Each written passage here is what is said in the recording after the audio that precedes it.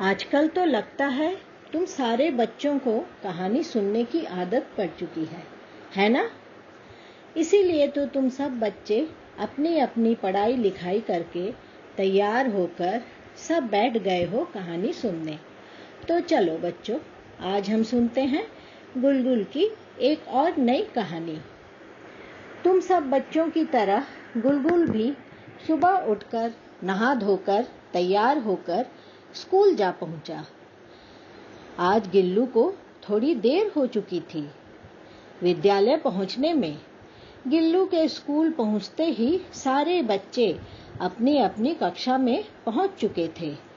गिल्लू भी जाकर अपनी कक्षा में अपने स्थान पर बैठ गया और तभी मास्टर जी कक्षा में प्रवेश करते ही कहने लगे, आज निबंध प्रतियोगिता है, यानी कि एस्से कंपटीशन। और साथ ही मास्टर जी ने कहा, तुम किसी भी विषय पर लिख सकते हो, अपनी कल्पना की दुनिया में चले जाओ, कुछ भी सोचो और उसे लिख डालो निबंध के रूप में। फिर क्या था बच्चों, सारे बच्चे गंभीर सोच में पड़ गए, क्या लिखे, किस पर लिखे।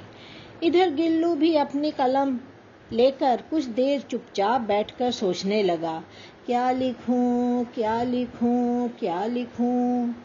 कुछ देर तक तो गिल्लू चुपचाप बैठकर सोचने लगा। फिर सहसा गिल्लू अपनी कल्पना की दुनिया में चला गया और उसकी कलम चलने लगी और वह लिखने लगा। आओ बच्चों, हम सब एक साथ सुनते हैं कि गिल्लू ने क्या लिखा। एक छोटा सा गांव था।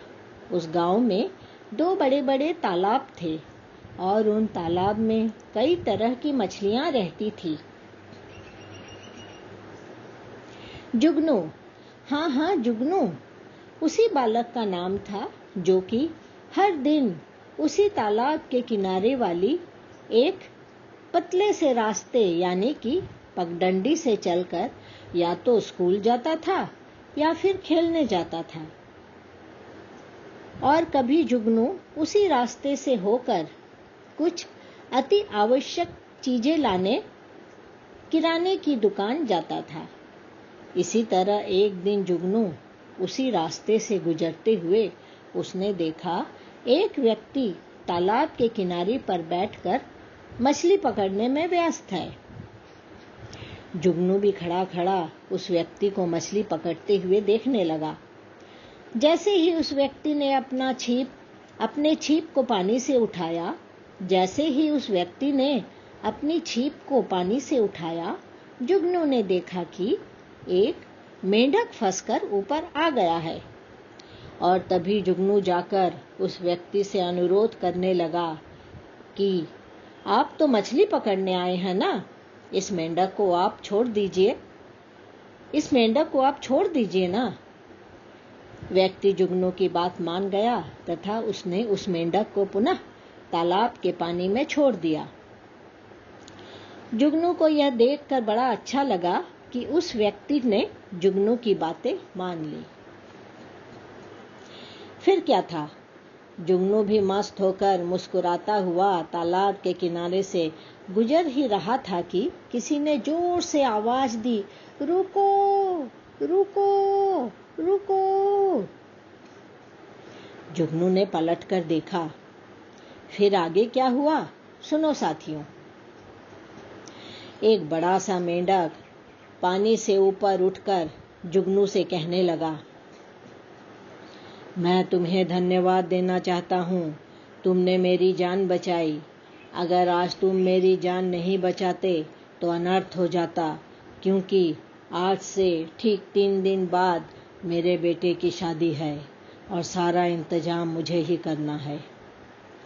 और इतना कहकर झट से मेंढक ने जुगनू की ओर अपना हाथ बढ़ाकर कहा, मुझसे दोस्ती करोगे? पहले तो जुगनू मन ही मन कुछ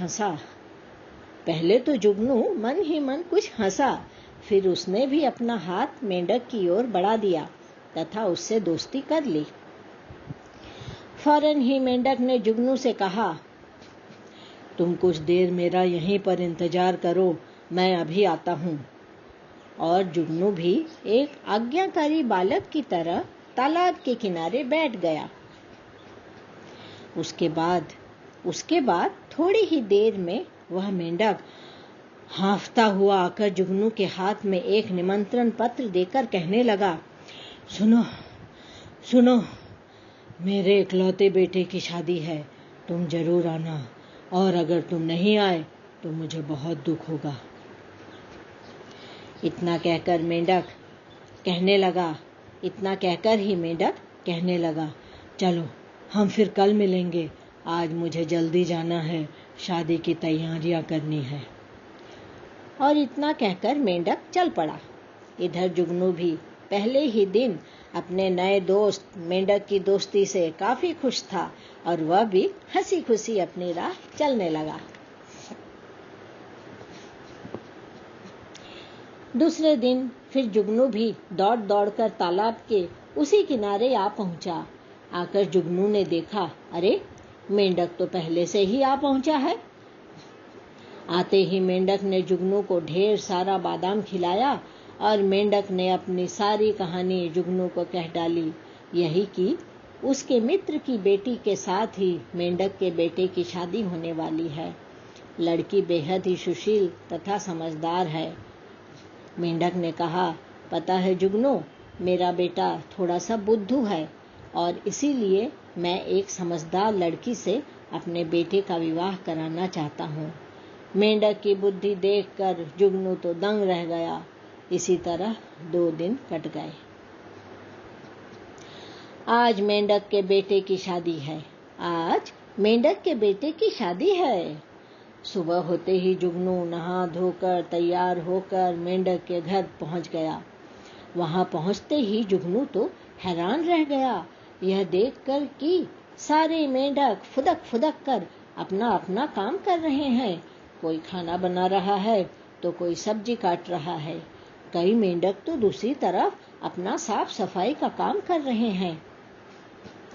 तभी जुगनू के मेंढक दोस्त वहां आ पहुंचा। उसने जुगनू की बड़ी आवभगत की, उसे सोफे पर बिठाया तथा अपनी पत्नी तथा बेटे से जुगनू का परिचय करवाया। मेंढक ने अपने बेटे से कहा, ये तुम्हारे भैया हैं, जाओ उनका पैर छूकर आशीर्वाद ग्रहण करो। और तभी मेंढक के बेटे ने जुगनू के पैर छूने की बजाय जुगनू के सिर पर हाथ रखकर कहा, खुश रहो।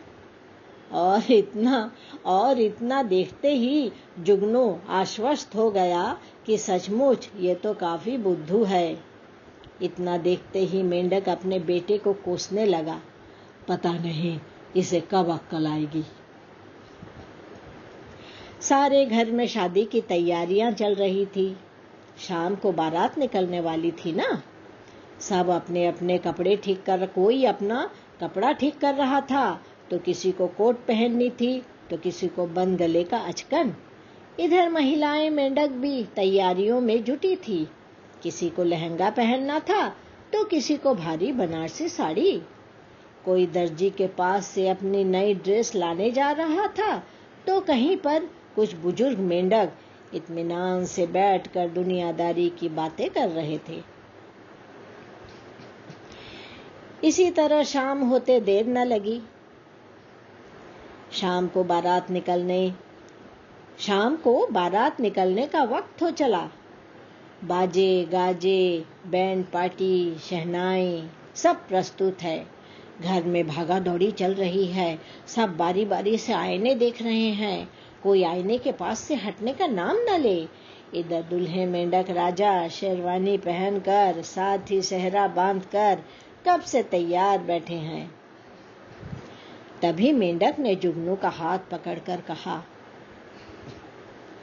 देखो जुगनू, हम तो ठहरे मेंढक जात, हमारी तो उतनी बुद्धि नहीं है, पर तुम तो मनुष्य जात हो, तुम्हारी बुद्धि भी श्रेष्ठ है। मैं तुम्हारे ऊपर बारातियों का दायित्व दे रहा हूँ, तुम सब कुछ संभाल लेना। बैंड पार्टी तथा आतिशबाजी तथा रोशनी के बीच आगे आगे घोड़े पर दूल्हे राजा तथा पीछे पीछे बारात चलने लगी।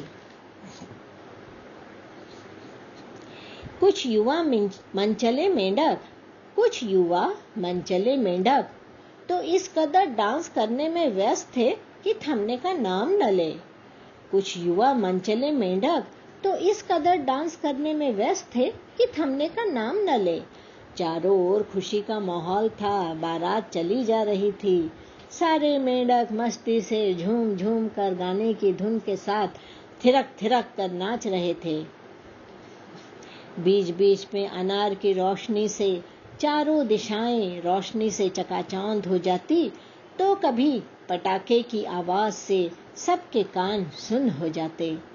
इधर दुल्हे मियाँ बेहद खुश नजर आ रहे थे तथा मुस्कुरा मुस्कुरा कर आनंद ले रहे थे। इसी तरह 3 घंटे नाचने गाने के बाद दुल्हनिया के घर बारात आकर लगी। लड़की वालों ने बारातियों का स्वागत इत्र, गुलाब जल तथा गुलाब की पंखुड़ियों से किया। इधर जुगनू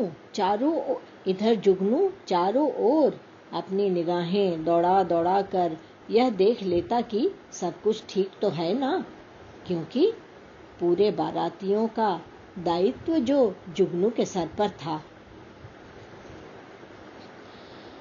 लड़की वालों ने अपनी ओर से बारातियों के स्वागत में कहीं पर भी कोई कसर नहीं छोड़ी। वर वधू विवाह के मंडप में जा चुके थे। विवाह की रस्में शुरू हो चुकी थी।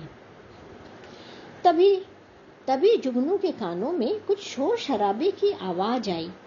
जुगनू जल्दी जल्दी वहां पहुंचकर देखता है कि कुछ मनचले युवा मेंढक जो कि बाराती थे तथा कुछ नासमझ कम उम्र के मेंढक जो कि लड़की वालों के तरफ से थे, किसी बात को लेकर बहसा बहसी हो रही थी। तुरंत जुगनू वहां पहुंचा तथा उसने अपनी सूझबूझ तथा बुद्धिमानी से स्थिति को संभाल कर स्वाभाविक बनाया एवं दोनों दलों का हाथ एक दूसरे से मिलाकर दोस्ती कराई। यह दृश्य देखकर दूल्हे मेंढक के पिता काफी निश्चिंत हुए तथा उन्होंने जुगनू का हाथ थामकर कहा, आज तुमने मेरी इज्जत बचा ली। मेंढक के बेटे का विवाह हंसी खुशी संपन्न हो गया। अब बहू घर में आ चुकी थी। विवाह उपरांत जुगनू अपने घर की ओर ज्यों ही रवाना होने लगा, मेंढक ने एक बड़ी सी टोकरी जुगनू के हाथों में थमाकर कहा, इसे स्वीकार करो, इनमें मेरी शुभकामनाएं हैं तुम्हारे लिए।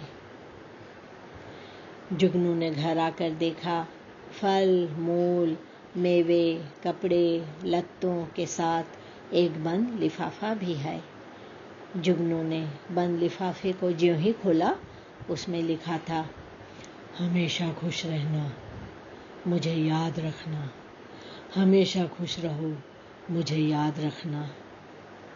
बच्चों, और इसी तरह अपना निबंध खत्म करने के बाद गुलगुल मन ही मन सोचने लगा, क्या मेरी दोस्ती कभी किसी मेंढक से होगी क्या?